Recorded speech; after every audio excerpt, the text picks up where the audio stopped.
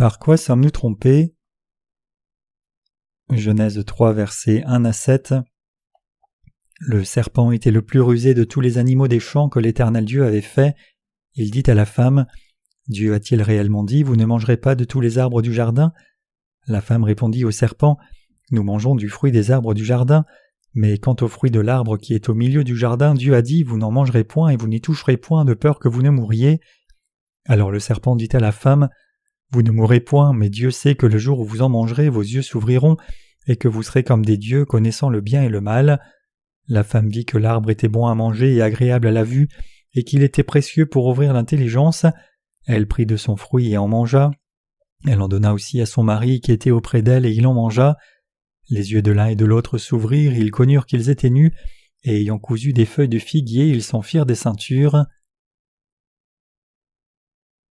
La sœur qui a donné son témoignage à la réunion de ce soir a dit « Personne ne peut me prendre la place que Dieu m'a donnée par l'évangile de l'eau et de l'esprit, et je ne peux pas perdre cette paix que le Seigneur m'a donnée, peu importe la difficulté que je rencontre. » Nous passons beaucoup d'épreuves en vivant dans ce monde. J'ai aussi passé beaucoup de tribulations dans ma vie. Clairement, beaucoup de ces tribulations étaient physiques, mais elles n'étaient rien comparées à l'agonie spirituelle dont j'ai souffert à cause des péchés de mon cœur. Cependant le Seigneur m'a rencontré et m'a délivré de tous mes péchés par l'évangile de l'eau et de l'esprit, et maintenant il m'a permis de vivre pour l'œuvre juste de Dieu, de répandre l'évangile, et de demeurer dans la paix que le Seigneur donne aussi. Je suis vraiment reconnaissant au Seigneur au-delà des mots. Si le Seigneur ne m'avait pas donné la rémission des péchés par l'évangile de l'eau et de l'esprit, je n'aurais même pas pu vivre jusqu'à ce jour. Quelle force spirituelle ai-je moi-même pour triompher et endurer la souffrance dans mon cœur? J'aurais certainement abandonné ma vie en cours de route. Comment aurais-je pu vivre sans la paix que le Seigneur donne? Même aujourd'hui, je ne peux pas vivre autrement que par la paix que le Seigneur me donne chaque jour. Dans Genèse 3, verset 1, nous lisons « Le serpent était le plus rusé de tous les animaux des champs que l'Éternel Dieu avait fait.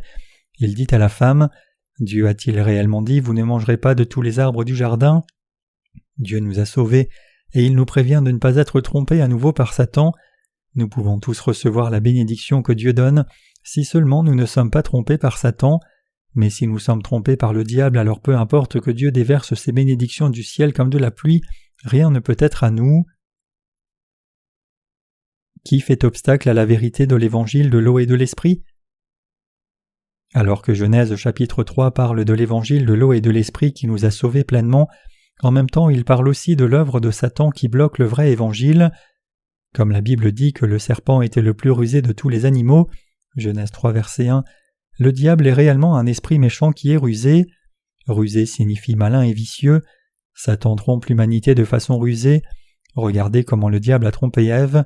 Il a trompé Ève en tordant habilement la parole de Dieu et en lui faisant croire son mensonge comme si c'était la vérité. La Bible est la vérité, spirituellement et physiquement. En d'autres termes, la parole de Dieu est également applicable au corps et à l'esprit. Parmi les créatures de Dieu, le serpent devait être intelligent. Le serpent ici représente le diable et il a trompé les gens avec ses voix méchantes. Lorsqu'il demande à Ève, « Dieu a-t-il réellement dit, vous ne mangerez pas de tous les arbres du jardin ?» Ève est tombée dans le piège de Satan. Le cœur d'Ève a été touché par l'usage du terme « réellement » par Satan. Alors que Satan a éprouvé la foi d'Ève par ses paroles, sa foi en Dieu a commencé à être entachée de doute. Avant qu'Adam et Ève n'aient entendu les paroles de Satan, ils n'avaient rien entendu d'autre que les paroles de Dieu jusqu'alors. Ils n'avaient jamais écouté personne d'autre. Mais maintenant que Satan est venu vers eux et les a éprouvés en disant « Dieu a-t-il réellement dit ?», leur foi a été ébranlée. Lorsque quelqu'un n'a pas une claire conviction, ses croyances risquent d'être ébranlées selon les circonstances.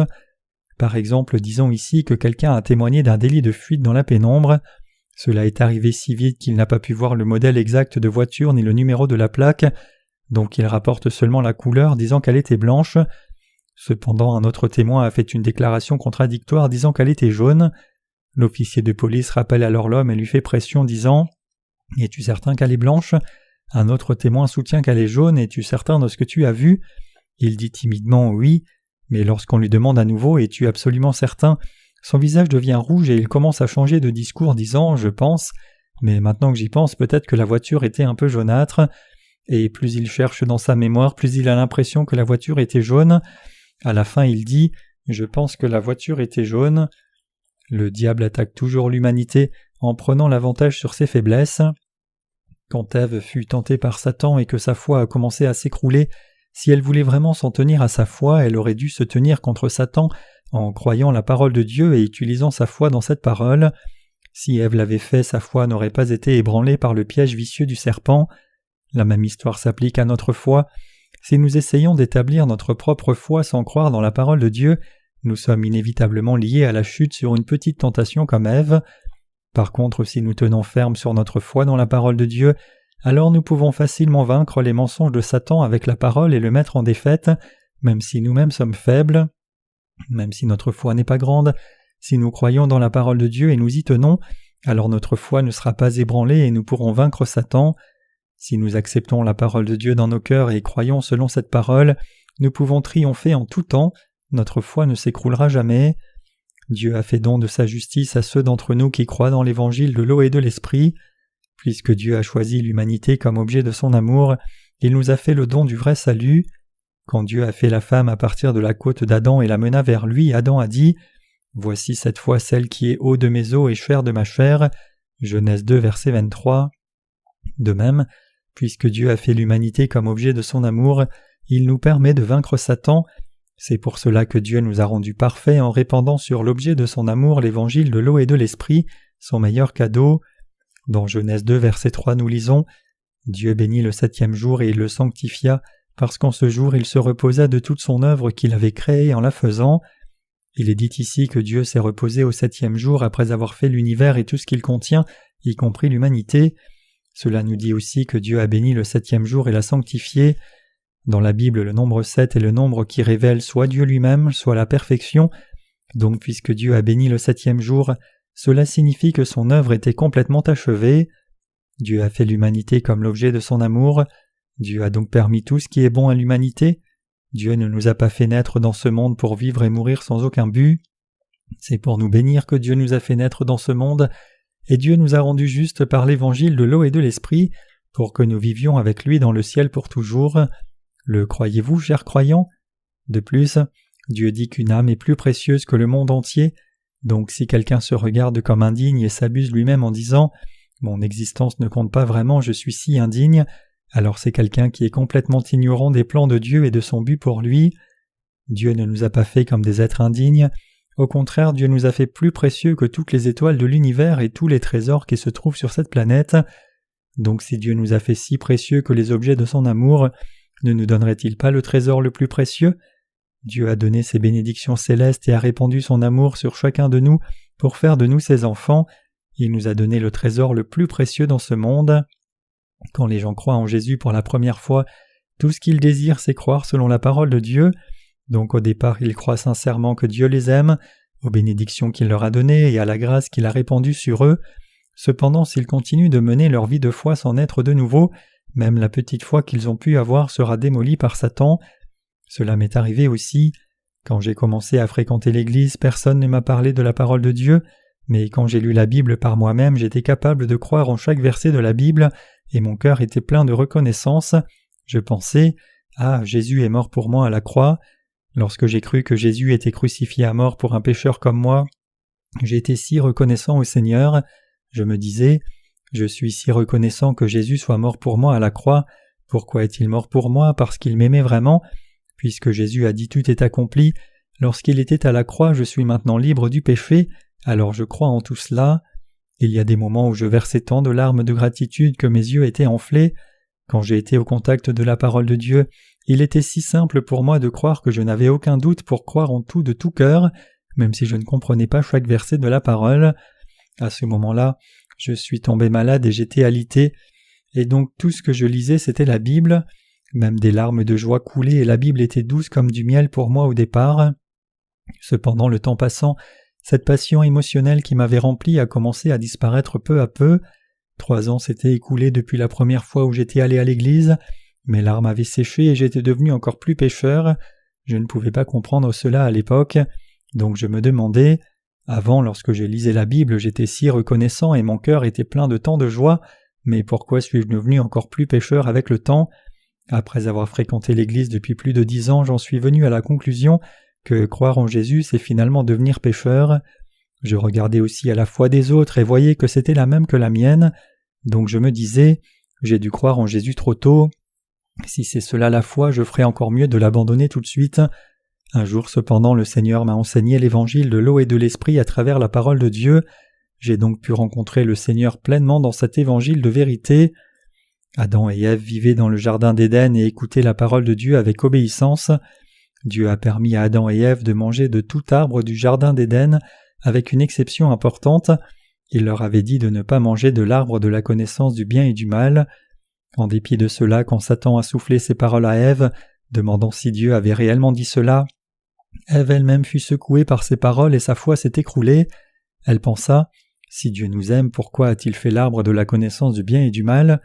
Ayant écouté les paroles de Satan, la foi d'Adam et Ève fut secouée et ils ont fini par désobéir à la parole. Trompés par les pièges du diable, ils ont manqué de garder le commandement d'interdiction de Dieu. Même en ce moment, Satan utilise le même piège pour amener ceux qui ont juste commencé à croire en Dieu à tomber, les empêchant de devenir justes même s'ils croient en Jésus.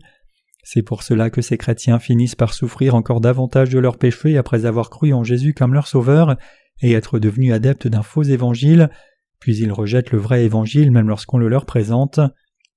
Une fois que quelqu'un tombe dans la tromperie de Satan, le mensonge du diable semble plus correct que la parole de Dieu. Donc les chrétiens qui ne sont pas nés de nouveau croient plus en la doctrine chrétienne qu'en la parole de Dieu. Ils croient que s'ils ont été remis des péchés originels par le sang de Jésus à la croix, leurs péchés personnels sont remis par des prières de repentance quotidiennes, et ils croient aussi que les chrétiens doivent souffrir pour leur propre sanctification afin d'être sauvés. Cependant, si nous croyons de la sorte, les péchés de nos cœurs ne peuvent pas être remis, peu importe combien nous fréquentons l'Église diligemment et prions constamment. Au contraire, le péché continue de s'accumuler dans nos cœurs, et notre être intérieur est toujours en train de suffoquer.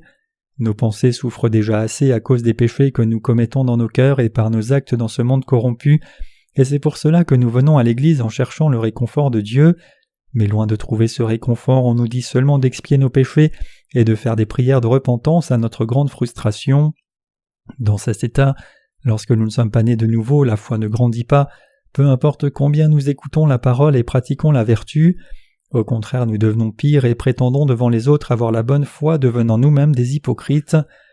Cependant, si nos ancêtres communs Adam et Ève sont tombés dans le péché pour avoir manqué de croire dans la parole de Dieu, maintenant en connaissant et croyant l'évangile de l'eau et de l'esprit donné par Dieu, nous pouvons revêtir la grâce qui étanche nos cœurs et purifie même nos âmes.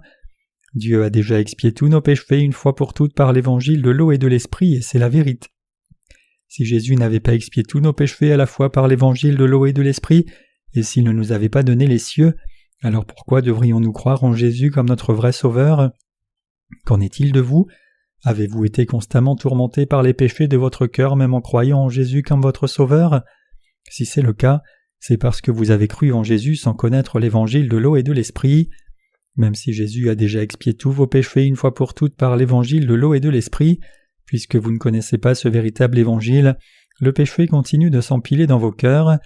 Mais maintenant, si vous écoutez, réalisez et croyez dans la parole de l'évangile de l'eau et de l'esprit, alors vous serez complètement remis de tous vos péchés et deviendrez justes et enfants de Dieu. Après avoir effacé tous nos péchés, le Seigneur nous a dit « Venez à moi, vous tous qui êtes fatigués et chargés, et je vous donnerai du repos ». De lui-même, le Seigneur a déjà effacé tous nos péchés une fois pour toutes par l'évangile de l'eau et de l'esprit. Il n'y a donc pas lieu que nous écoutions plus longtemps les paroles de Satan. Dieu a déjà expié tous nos péchés une fois pour toutes par l'évangile de l'eau et de l'esprit, et il nous dit maintenant de croire dans ce véritable évangile. Jésus est notre berger et il est notre sauveur. Jésus a déjà effacé tous nos péchés en une fois par l'évangile de l'eau et de l'esprit, et pour ceux qui croient dans cette vérité, il a effacé tous nos péchés. Quand Jésus nous a appelés à l'évangile de l'eau et de l'esprit, comment pourrions-nous, nous qui étions pécheurs, dire que nous ne sommes pas remis de tous nos péchés ? Quand nous avons effectivement été remis de tous nos péchés en croyant en Jésus-Christ comme notre Sauveur, qui vint par l'évangile de l'eau et de l'esprit, comment pourrions-nous rester pécheurs avec des péchés intacts dans nos cœurs ? Quiconque a du péché dans son cœur alors qu'il croit en Jésus est toujours trompé par les mensonges de Satan. Jusqu'à ce jour, beaucoup de personnes ont été trompées par le serpent ancien, le plus rusé de tous. Par ces mensonges, Satan a trompé les gens pour croire en ces mensonges comme la vérité. Nous devons donc ne jamais être trompés par cet expert du mensonge, Satan. Genèse chapitre 3 rapporte comment Satan a trompé Adam et Ève. Quelle est la raison pour laquelle la foi des gens est ébranlée par la tentation de Satan ? C'est parce qu'ils ne croient pas dans la parole de l'évangile de l'eau et de l'esprit contenue dans la Bible. À moins que la vérité de l'évangile ne soit fermement établie dans leur cœur, leur foi va forcément être ébranlée lors d'une tentation de Satan. Même si chacun doit connaître la justice de Dieu et recevoir la vraie rémission des péchés par l'évangile de l'eau et de l'esprit, beaucoup de gens ont cru aveuglément en Jésus comme leur sauveur sans respecter le véritable évangile, et c'est pour cela qu'ils sont incapables d'être libérés de la confusion et du vide spirituel. Le Seigneur nous a donné une parabole au sujet d'une maison bâtie sur le roc et une maison bâtie sur le sable. Il a dit que la maison bâtie sur le roc ne tombe pas même si les flots et le vent soufflent, mais la maison bâtie sur le sable s'écroule. Ceux qui bâtissent leur maison de la foi sur le roc ne sont autres que ceux qui ont été complètement sauvés de leurs péchés en croyant dans la parole de l'évangile de l'eau et de l'esprit. Ces gens ne sont plus trompés par Satan. Puisqu'ils croient maintenant dans la parole avec une connaissance claire, leur foi n'est pas ébranlée peu importe combien les tentations ou épreuves se présentent à eux. Cependant, pour ceux qui ne se confient pas dans la parole de Dieu qui est venue par l'évangile de l'eau et de l'esprit, et s'appuient plutôt sur leurs propres émotions et des doctrines sans fondement biblique, il est inévitable que leur foi soit secouée quand ils sont tentés, ne serait-ce qu'un petit peu, par Satan. L'on dit qu'il y a plus de 10 millions de chrétiens en Corée aujourd'hui. Cependant, les chrétiens coréens sont connus pour être dévoués en ce temps de christianisme en déclin. Mais en dépit de cela, quand Satan leur demande, comme il le fit pour Ève, « Crois-tu vraiment que Jésus a effectivement expié tous tes péchés ?» Beaucoup disent « Non, il reste encore des péchés dans mon cœur. » Leur foi est erronée de la sorte parce qu'ils ne connaissent pas la vérité de l'évangile de l'eau et de l'esprit, et c'est aussi parce qu'ils ont suivi aveuglement la foi erronée de ceux qui ont cru en Jésus avant eux. Si les chrétiens connaissaient et croyaient l'évangile de l'eau et de l'esprit que Dieu nous a donné, ils ne seraient pas tombés peu importe que Satan les ait tentés. Malheureusement, beaucoup d'entre eux n'ont pas cru en ce véritable évangile. Maintenant même, plutôt que croire dans la parole de justice de Dieu, beaucoup de chrétiens croient dans des doctrines qui appellent à leurs propres pensées charnelles, et c'est pour cela que leur foi est si facilement brisée lorsque Satan les secoue ne serait-ce qu'un tout petit peu avec le mot réellement. Bien qu'il y ait beaucoup de personnes dans ce monde qui croient en Jésus comme leur sauveur, ceux qui connaissent l'évangile de l'eau et de l'esprit sont extrêmement rares. Laissez-moi vous raconter une histoire amusante. Quelqu'un est allé au ciel dans un rêve et il a vu beaucoup de lèvres mais rien d'autre dans un entrepôt. Alors cet homme demande à l'ange dans son rêve pourquoi il n'y avait que des lèvres dans l'entrepôt. La réponse de l'ange fut que ces gens n'avaient cru en Jésus qu'avec leurs lèvres. L'homme se rendit ensuite dans un autre entrepôt où il vit des oreilles attachées ensemble comme on suspendrait du poisson. Il demanda à l'ange pourquoi il n'y avait que des oreilles et l'ange répondit « Alors que ces gens ont tendu l'oreille quand ils ont entendu la parole dans leur cœur, ils ne l'ont pas cru du tout. Donc nous avons uniquement conservé leurs oreilles qui ont entendu la parole précieuse, car il aurait été dommage de les jeter tout entiers en enfer. » Mes chers croyants, aujourd'hui même si les gens croient en Jésus comme leur sauveur sans connaître l'évangile de l'eau et de l'esprit, alors le diable ébranlera inévitablement leur cœur. Il demandera « Le Seigneur a-t-il vraiment expié tous tes péchés? A-t-il réellement dit cela ?» Nous devons être prêts pour des temps comme cela avec la parole de Dieu qui est l'épée de l'esprit. Nous devons savoir exactement comment le Seigneur a expié tous nos péchés par l'évangile de l'eau et de l'esprit qui est précisément la parole de Dieu. Réalisez-vous maintenant que le but profond de Dieu est contenu dans la parole de la Genèse, ou la lisez-vous encore d'une façon littérale? L'apôtre Paul a dit « La lettre tue mais l'esprit vivifie » 2 Corinthiens 3 verset 6, et il est écrit aussi « C'est l'esprit qui vivifie, la chair ne sert de rien, les paroles que je vous ai dites sont esprit et vie » Jean 6, 63. Il est complètement inutile de connaître la parole de Dieu seulement par la lettre. Avant que je ne sois né de nouveau, moi aussi j'ai lu la Bible tout le temps, mémorisant des versets même en marchant dans la rue avec une Bible dans les mains. C'était aussi assez excitant de lire la Bible, de la mémoriser et de la connaître par la lettre comme une forme de savoir. Cependant, il était inutile de croire en ce que je ne comprenais pas vraiment. Si vous allez dans une prison, vous verrez beaucoup de détenus de longue date capables de citer un ou deux livres de la Bible par cœur. Il y avait un jeune détenu dans les couloirs de la mort dans une prison. Condamné à mort, tout ce qu'il faisait en prison c'était de lire la Bible, et il put donc mémoriser beaucoup de versets, si bien que lorsque quelqu'un lui parlait d'un passage, il pouvait dire exactement où cela se trouve, chapitre et verset. Il était si bon que les personnes l'appelaient dictionnaire biblique ambulant. Cependant cet homme commença à avoir des doutes au sujet de ses péchés. Bien que Jésus soit clairement mort pour lui à la croix, il n'était pas certain de la façon exacte dont ses péchés avaient disparu. En d'autres termes, alors qu'il croyait pleinement que Jésus était mort pour lui à la croix, ses péchés étaient toujours intacts dans son cœur. J'ai prêché l'évangile de l'eau et de l'esprit à cet homme, non seulement le sang de la croix. D'abord j'ai ouvert l'Ancien Testament et lui ai expliqué. D'après le système sacrificiel établi par Dieu, les gens de l'Ancien Testament transféraient leurs péchés sur l'animal en posant leurs mains sur sa tête, et cet animal sacrifié versait ensuite son sang et mourait à leur place. Donc selon ce système sacrificiel de l'Ancien Testament, Jésus a pris tous les péchés du monde sur lui par son baptême et mourut à la croix. Ensuite j'ai ouvert le Nouveau Testament, et je lui ai expliqué pas à pas pourquoi Jésus fut conçu par le Saint-Esprit, pourquoi il fut baptisé par Jean-Baptiste et pourquoi il mourut à la croix. Le résultat en fut que cet homme crut en l'évangile de l'eau et de l'esprit et fut capable d'être sauvé de ses péchés. Comme il connaissait l'Ancien et le Nouveau Testament correctement, quand je lui ai expliqué le véritable évangile en le reliant au système sacrificiel de l'Ancien Testament, il y crut de tout cœur sans aucune hésitation. Quand je lui ai expliqué la raison pour laquelle Jean-Baptiste a baptisé Jésus, il m'a dit que je n'avais pas besoin d'en dire plus, témoignant qu'il avait désormais reçu la rémission des péchés dans son cœur. Je lui ai alors demandé « As-tu des péchés ?» et il a répondu « Non, je n'ai pas de péché ». Même s'il était un criminel condamné à mort qui avait commis un crime atroce lorsqu'il vivait dans société, il disait que son cœur était désormais sans péché. Bien que cet homme était condamné à mort par les gens de ce monde, devant Dieu il était réellement remis de tous ses péchés par l'évangile de l'eau et de l'esprit. Ainsi, quand nous enseignons l'évangile de l'eau et de l'esprit aux gens, ils croient aussi et trouvent la voie du royaume de Dieu. Genèse 3, verset 1 dit « Le serpent était le plus rusé de tous les animaux des champs que l'Éternel Dieu avait fait. Il dit à la femme, Dieu a-t-il réellement dit, vous ne mangerez pas de tous les arbres du jardin ?» Le diable était si rusé qu'il commença à dire des paroles trompeuses. Dieu a-t-il réellement dit, vous ne mangerez pas de tous les arbres du jardin ? C'est sur le mot réellement que la foi d'Ève a trébuché et chuté. Satan était en avance sur Ève. C'est pourquoi cette parole entra dans le cœur d'Ève. Lorsque Satan trompa Ève et son mari en disant « vous », Ève imagina que le diable était bien meilleur et intelligent que d'eux.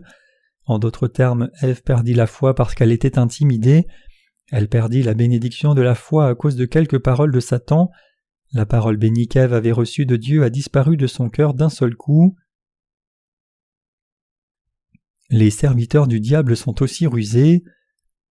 Les serviteurs de Satan mentent comme s'ils disaient la soi-disant vérité. Donc qui ne serait pas trompé par leurs paroles ? Croyons-nous réellement en Jésus comme notre Sauveur qui vint à nous par l'évangile de l'eau et de l'esprit ? Et sommes-nous nés de nouveau ? Cependant, avec ces paroles trompeuses, Satan attaque même ceux qui sont nés de nouveau et croient dans l'évangile de l'eau et de l'esprit. Même parmi ceux qui croient maintenant dans l'évangile de l'eau et de l'esprit, ceux qui sont jeunes spirituellement peuvent être trompés et mis à mort. Les serviteurs de Satan demandent invariablement « Êtes-vous les seuls qui croient en Jésus correctement ? Tous ces chrétiens ont-ils alors une foi erronée ? Si vous seuls les croyants dans l'évangile de l'eau et de l'esprit pouvez aller au ciel, alors cela signifie-t-il que tous les autres chrétiens vont en enfer ? Et ils se vantent de leur influence en disant « Le pasteur de mon église a plusieurs doctorats, combien en a votre pasteur ?» Cependant ces gens ne connaissent pas la vérité de l'évangile de l'eau et de l'esprit, et ils n'ont donc pas été remis de leurs péchés. Il est évident que l'on est sauvé seulement en croyant en Jésus-Christ comme son Sauveur, qui est venu par l'évangile de l'eau et de l'esprit. Et si quelqu'un s'appuie autrement sur le caractère ou l'éducation de son pasteur, l'influence de sa dénomination, ou ce genre de choses, il ne peut pas être sauvé. C'est hors de sens de juger le sermon d'un pasteur comme vrai ou pas sur la base de son arrière-plan éducatif ou son caractère. Ce qui sauve réellement l'humanité des péchés, ce n'est pas le caractère d'un prédicateur ni sa connaissance, et encore moins l'influence de sa dénomination. Une certaine sœur de notre église m'a dit un jour que son patron au travail voulait la convertir à sa dénomination, lui offrant des vidéos et des livres produits par la dénomination. Donc la sœur donna son témoignage de salut par l'évangile de l'eau et de l'esprit. Le patron lui dit alors qu'elle ne devrait pas croire de la sorte, mais elle ne devrait croire que la parole de Dieu qui est fiable en des termes scientifiques.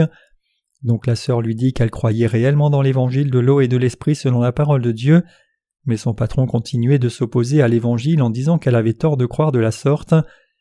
La parole de témoignage attestant que nous sommes sauvés de tous nos péchés doit demeurer dans nos cœurs comme l'évangile de l'eau et de l'esprit. Nous pouvons combattre et vaincre les menteurs seulement quand nous savons exactement par quelle parole de Dieu nos péchés ont été remis. C'est pour cela que la foi en ce que nous sommes nés de nouveau par la foi dans l'évangile de l'eau et de l'esprit est si importante pour nous. Tous ceux qui ont maintenant reçu la rémission des péchés dans leur cœur en croyant dans l'évangile de l'eau et de l'esprit doivent avoir la parole du témoignage qui atteste qu'ils ont effectivement été sauvés du péché en croyant dans la parole écrite de Dieu. Le diable trompe les gens avec la mode qui prévaut dans ces temps. Autrement dit, il trompe les gens par les doctrines que le soi-disant christianisme majoritaire défend. Sachant qu'Ève n'a cru la parole de Dieu qu'avec un cœur partagé, Satan l'a dévié de sa foi juste. C'est ce que la Bible appelle le péché. Le mot péché est armatia en grec, ce qui signifie manquer le but. Ce qui dévie de la parole exacte, c'est le péché. Quand Ève s'est détournée de sa foi dans la parole de Dieu et quand cette foi dans la parole de Dieu s'est écroulée, la Bible appelle cela le péché. Quand nous disons que nous avons péché devant Dieu, nous ne parlons pas seulement des transgressions commises en actes. Le plus grand péché de l'humanité, c'est de se détourner de la parole de Dieu et de croire que l'on veut croire selon sa propre volonté. Notre Dieu dit en Genèse chapitre 2, « Tu pourras manger de tous les arbres du jardin, mais tu ne mangeras pas de l'arbre de la connaissance du bien et du mal, car le jour où tu en mangeras, tu mourras. » Genèse 2, versets 16 à 17. Ne mangez pas de l'arbre de la connaissance du bien et du mal. Le jour où vous en mangerez, vous mourrez certainement. Donc pour qu'Adam et Ève soient bénis de Dieu, ils devaient se tenir à la parole reçue de Dieu et y croire. Ils auraient alors pu recevoir toutes les bénédictions selon la parole de Dieu. Ne pas croire dans la parole de la justice de Dieu, c'est le péché même. Si quelqu'un ne croit pas en Dieu selon sa parole de Dieu, alors il ne peut pas recevoir la rémission des péchés, mais il doit être détruit. Une telle personne finira en enfer. Donc beaucoup de chrétiens mènent leur vie de foi de cette façon. Ce n'est pas parce que ces gens ne respectent pas le jour du Seigneur, ne donnent pas la dîme, ne rendent pas témoignage de Jésus et ne peuvent garder la loi de Dieu qu'ils sont envoyés en enfer, mais c'est parce que leur foi a dévié de la parole de Dieu qu'ils vont droit en enfer. C'est pour cela que tout le monde doit croire dans la Bible avec une connaissance exacte. Ceux qui n'ont pas encore reçu la rémission des péchés doivent apprendre de ceux qui sont déjà nés de nouveau par l'évangile de l'eau et de l'esprit. Ceux qui ont des péchés dans leur cœur doivent s'incliner devant la parole de Dieu et l'apprendre avec un cœur humble. S'ils n'ont pas cette humilité et s'opposent à lui, ils seront jetés dans les flammes brûlantes de l'enfer. Pendant un temps, j'étais aussi quelqu'un qui était destiné à l'enfer.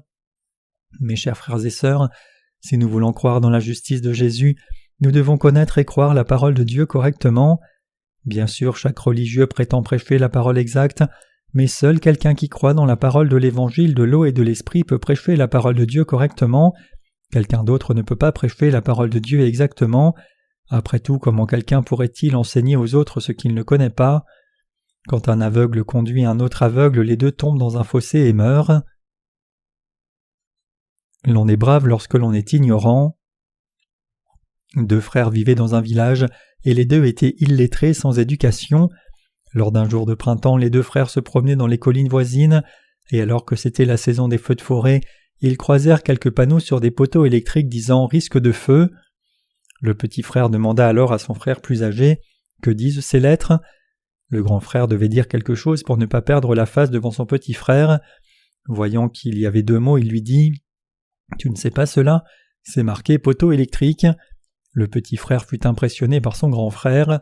Après avoir marché un peu, ils croisèrent un autre panneau disant cette fois « risque de feu de forêt ». Puisque le petit frère était totalement illettré, il ne pouvait rien faire de ces mots, mais il pensa que son grand frère saurait, et il demanda une fois encore « Qu'en est-il de ce panneau? Que dit-il » Le grand frère dit alors « Répète après moi, un autre poteau électrique ». Ils continuèrent la marche et cette fois ils croisèrent un autre panneau disant « Attention, risque de feu de forêt ». Que pensez-vous que le grand frère dit lorsque le petit frère posa à nouveau la question? Il dit « Répète après moi encore un autre poteau électrique ». Le petit frère était étonné par son grand frère, mais ce n'était pas la fin. Alors qu'il poursuivait la marche, il y avait des panneaux sur les poteaux électriques. Quand le grand frère vit un panneau disant « Alerte maximale de feu en vigueur », il pensa que s'il lui posait encore la question, il dirait « Un autre poteau électrique est là ». Il aimait voir son petit frère le suivre avec plaisir et il continua donc de répondre selon le nombre de mots. Les chrétiens d'aujourd'hui sont comme ces frères illettrés. Les pasteurs poussent leur assemblée à dire Amen à leurs enseignements insensés. Même s'ils ne sont pas malins eux-mêmes, ils insistent pour que les autres fassent des prières de repentance. Si les prières de repentance ne fonctionnent pas, alors ils disent aux gens de jeûner, et si cela ne fonctionne toujours pas, ils leur disent d'aller prier dans la montagne, et jour et nuit, matin et soir, ils insistent sur les prières de repentance. C'est parce que les pasteurs ne connaissent pas la parole de vérité qu'ils disent aveuglément aux gens de faire des prières de repentance. Encore, Puisque ceux qui les suivent n'ont pas de raison, ils avalent les mensonges de ces pasteurs qui ne sont pas nés de nouveau et font exactement ce qu'on leur dit de faire. Ces pasteurs enseignent que l'on doit expier ses propres péchés en faisant des prières de repentance constamment, en se référant au passage de Jean chapitre 13. Celui qui est lavé n'a besoin de se laver les pieds pour être entièrement pur. Jean 13, verset 10. Ceci, mes chers croyants, n'est pas ce que Jésus voulait dire lorsqu'il prononce ces paroles alors qu'il lavait les pieds de Pierre. Sachant que Pierre allait pécher en le trahissant, Jésus lava ses pieds pour lui dire qu'il allait payer pour le salaire de ses péchés à venir aussi. C'est pour cela qu'il a dit « Ce que je fais, tu ne le comprends pas maintenant, mais tu le comprendras bientôt. » Jean 13, verset 7. Les pasteurs de ce monde choisissent habituellement des commentaires et illustrations ici et là, préparent des notes pour leurs sermons puis prêchent. Un tel comportement de faux prophètes est déjà prédit dans les Écritures. Et pour eux, la parole de l'Éternel sera précepte sur précepte, précepte sur précepte, règle sur règle, règle sur règle, un peu ici, un peu là, afin qu'en marchant ils tombent à la renverse et se brisent, afin qu'ils soient enlacés et pris. Ésaïe 28, verset 13. Ils concluent leur sermon en insistant sur le fait qu'on doit vivre vertueusement, ou lorsqu'on commet des péchés, on doit faire des prières de repentance. Ils interprètent tous les passages des Écritures pour aller avec ces deux conclusions. Quelqu'un ne peut connaître la vérité que s'il est enseigné correctement, mais puisque ces pasteurs ne la connaissent pas, ils enseignent à leur assemblée des doctrines fausses nées de leur confusion, et c'est pour cela que tant de chrétiens n'ont pas d'autre choix que de faire des prières de repentance du début à la fin, jusqu'au jour de leur mort. Ils sont en bref dans l'erreur. Quand quelqu'un vient à l'Église, les serviteurs de Dieu doivent lui prêcher exactement ce que dit la parole puis l'enseigner dans la parole, pour qu'il naisse de nouveau par l'évangile de l'eau et de l'esprit. Ceux qui croient correctement parlent de leur foi fermement et correctement sans honte. Quand vous avez une occasion de parler à quelqu'un qui mène sa vie de foi correctement, vous réalisez que cette personne est un homme de caractère, et si quelqu'un a vraiment reçu la rémission des péchés en croyant dans l'évangile de l'eau et de l'esprit, alors il enseigne clairement l'évangile de la rémission des péchés aux autres. C'est parce qu'il croit que celui qui a expié tous nos péchés a aussi expié les péchés des autres par la même parole, et qu'il les a bénis selon la même méthode aussi. En dépit de cela, les chrétiens sont toujours prompts à suivre le courant majeur. C'est exactement ce que Satan recherche. Le diable donne aux gens des idées fixes selon lesquelles tout ce que l'on peut croire dans ce monde est juste, et il peut facilement attraper l'âme des gens qui ont ces idées fixes. Néanmoins, nous ne devons pas laisser nos cœurs être trompés devant Dieu. Indépendamment des autres, quand nous inclinons nos cœurs devant Dieu et sommes prêts à accepter sa parole en disant « Seigneur, je suis un pécheur, fais-moi grâce, sauve-moi s'il te plaît », nous écouterons la parole et recevrons la rémission de tous nos péchés. Quel est l'endroit où l'on prêche le vrai évangile de l'eau et de l'esprit aujourd'hui ? Ce n'est que dans l'Église de Dieu. L'évangile de l'eau et de l'esprit est l'évangile parfait par lequel Dieu a expié tous les péchés de l'humanité. Cet évangile de la rémission des péchés n'est pas un évangile faible, il est hors de prix. Plus encore, les justes qui ont reçu la rémission des péchés de Dieu par cet évangile sont aussi précieux. Jésus a dit « Le royaume des cieux est encore semblable à un marchand qui cherche de belles perles. Il a trouvé une perle de grand prix et il est allé vendre tout ce qu'il avait et l'a acheté. » Matthieu 13, versets 45 à 46. L'évangile de l'eau et de l'esprit est l'évangile des cieux qui est plus précieux que quoi que ce soit pour que nous puissions jamais avoir. Même si quelqu'un a cru en Jésus depuis des décennies, s'il reste un pécheur jusqu'à ce jour en ignorant l'évangile de l'eau et de l'esprit, alors cela signifie que sa foi a été fausse tout ce temps, et si après tout cela il a maintenant trouvé l'évangile de l'eau et de l'esprit, alors il devrait croire dans cet évangile véritable de l'eau et de l'esprit à tout prix. Mes chers croyants, quelle foi est la foi erronée ? Est-ce une juste croyance de dire que l'on a du péché dans son cœur même si l'on croit en Jésus comme son sauveur ? La Bible dit « Ce que Dieu veut, c'est votre sanctification » 1 Thessaloniciens 4, verset 3. Les enfants de Dieu doivent devenir saints en croyant dans l'évangile de l'eau et de l'esprit tout comme Dieu est saint. Pour accomplir cela, l'on doit croire en l'évangile de l'eau et de l'esprit. Nés comme descendants d'Adam, nous avons tous des péchés dès le départ. Cependant, ayant rencontré Jésus-Christ qui est venu par l'évangile de l'eau et de l'esprit, nous sommes maintenant nés de nouveau comme des personnes sans péché, sauvés de tout péché. Nous sommes maintenant vraiment nés de nouveau. Satan dit en Genèse 3, verset 1, « Dieu a-t-il réellement dit, vous ne mangerez pas de tous les arbres du jardin ?» Ce sont des paroles rusées. Dieu a-t-il réellement dit à Adam et Ève de ne pas manger de tous les arbres du jardin ? Non, ce n'est pas ce qu'il a dit. Le diable savait sans doute ce qu'il en était et que Dieu avait en réalité interdit de manger d'un seul arbre en particulier, mais il a laissé cela et a plutôt demandé « Dieu vous a-t-il dit de ne pas manger les fruits de tous les arbres du jardin ?» Dieu a parlé de sa loi dans l'Ancien Testament, mais la plupart des chrétiens ne savent pas clairement s'ils doivent ou pas garder la loi de Dieu. Ce sur quoi nous ne devons pas être trompés, c'est que Dieu ne nous a pas donné la loi pour que nous l'observions, plutôt la loi de Dieu nous a été donnée pour que nous réalisions nos péchés, croyions dans l'évangile de l'eau et de l'esprit et recevions la rémission des péchés. Néanmoins, ceux qui croient en Jésus sans connaître l'évangile de l'eau et de l'esprit tombent tous dans ce piège erroné, essayant de garder la loi. Mais comment pourraient-ils, n'étant pas plus que de faibles tas de péchés, garder la loi de Dieu ? Certaines personnes disent aussi que nous devrions simplement ignorer l'Ancien Testament. Les gens disent que l'Ancien Testament a été aboli lorsque Jésus est venu dans ce monde, mais c'est faux aussi. Nous devons découvrir comment Dieu nous a donné la parole du salut par l'Ancien Testament. Ceux qui ignorent l'Ancien Testament sont tombés dans la tromperie de Satan. La raison pour laquelle Dieu nous a donné la loi n'est pas pour que nous la gardions et obtenions notre salut par nous-mêmes.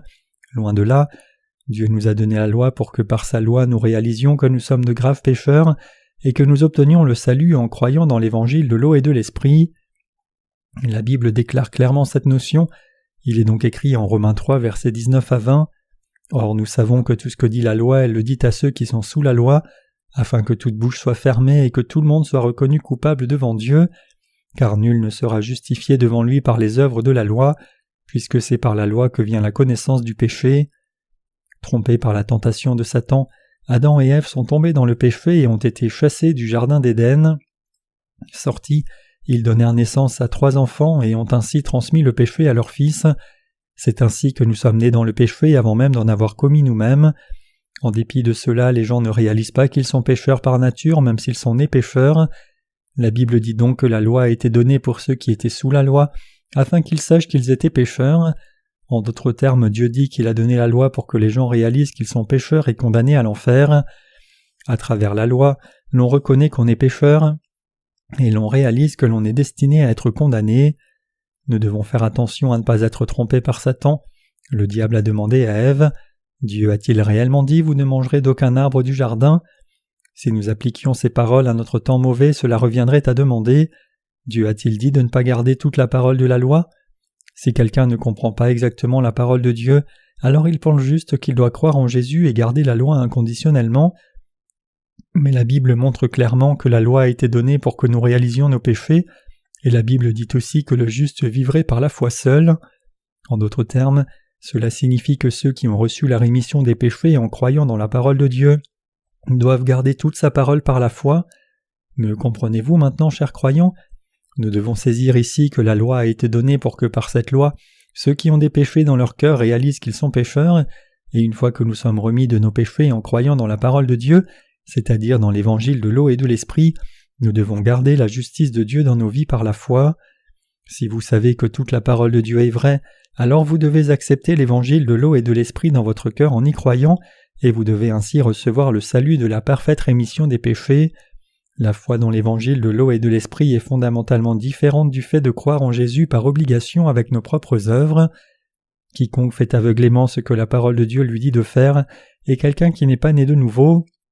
Par contre, ceux qui comprennent et croient dans ce que Dieu voulait exactement dire par sa parole peuvent vraiment vivre par la foi, en accord avec la volonté de Dieu. Mes chers croyants, vous ne devriez pas inconditionnellement accepter et croire dans tout ce que vos dénominations enseignent. Vous ne devriez pas non plus être trompés par les enseignements qui encouragent vos œuvres vertueuses comme condition à votre salut. La vraie foi revient à être sauvé des péchés en croyant dans l'évangile de l'eau et de l'esprit, la parole de Dieu, et en suivant sa justice. Il ne s'agit pas de suivre les actes vertueux de quelqu'un d'autre. Personne ne devrait essayer d'être approuvé par Dieu avec ses propres mérites. La rémission des péchés se reçoit dans le cœur par la foi dans la parole de Dieu, tout comme c'est en croyant dans la parole de Dieu que nous suivons ses commandements. Dieu a établi la loi du salut parfait pour nous tous. Nous devrions donc ne pas rester dans la séduction de Satan. Une fois que quelqu'un est trompé par Satan, il lui sera très difficile de recevoir la rémission des péchés. Néanmoins, si nous réalisons que nous avons été séduits par Satan maintenant, et si une fois de plus nous sommes éclairés par la parole de Dieu qui est venue par l'évangile de l'eau et de l'esprit, alors nous pouvons recevoir la véritable rémission des péchés. Donc Dieu nous dit « Pour recevoir la rémission des péchés, ne soient jamais trompés par Satan. Le diable est à peine au-dessus des êtres humains, mais cela ne signifie pas que l'humanité ne pourra jamais échapper aux griffes du diable. En effet, il y a ceux qui ont mis Satan en défaite depuis longtemps par la foi dans l'évangile de l'eau et de l'esprit, ont échappé à sa séduction et ont reçu la rémission des péchés. Ces gens ne sont autres que nous qui avons été libérés de tous nos péchés et réellement remis de tout cela par la foi dans l'évangile de l'eau et de l'esprit. Ceux qui n'ont pas reçu la rémission des péchés par l'évangile de l'eau et de l'esprit sont ceux qui n'ont pas encore échappé aux paroles du diable. Ces gens sont inévitablement liés à la tromperie de Satan. À compter de maintenant, nous ne devrions jamais être trompés par les plans mauvais de Satan. Étant donné le fait que notre Seigneur a déjà expié tous nos péchés une fois pour toutes par l'évangile de l'eau et de l'esprit, ceux qui s'appellent encore pécheurs alors qu'ils professent Jésus-Christ comme leur sauveur sont encore pris par Satan, mais il y a encore tellement de chrétiens de ce genre dans le monde, n'est-ce pas? Aucun être humain n'est Satan lui-même, mais tout comme Satan est passé par le serpent il y a longtemps et a tenté Adam et Ève à pécher, le diable continue d'entrer dans la pensée des gens en essayant d'assujettir leur âme. Rappelez-vous que Satan essaie de vous tromper pour réduire la vraie foi et promouvoir une fausse foi. Vous devez échapper aux croyances erronées et vous devez revenir dans le sein de Dieu en croyant dans sa parole de justice. Si la parole de l'évangile de l'eau et de l'esprit est effectivement vraie, alors vous devez l'écouter attentivement, croire de tout votre cœur et recevoir la rémission des péchés. Vous devez ainsi être libéré de toutes les séductions de Satan.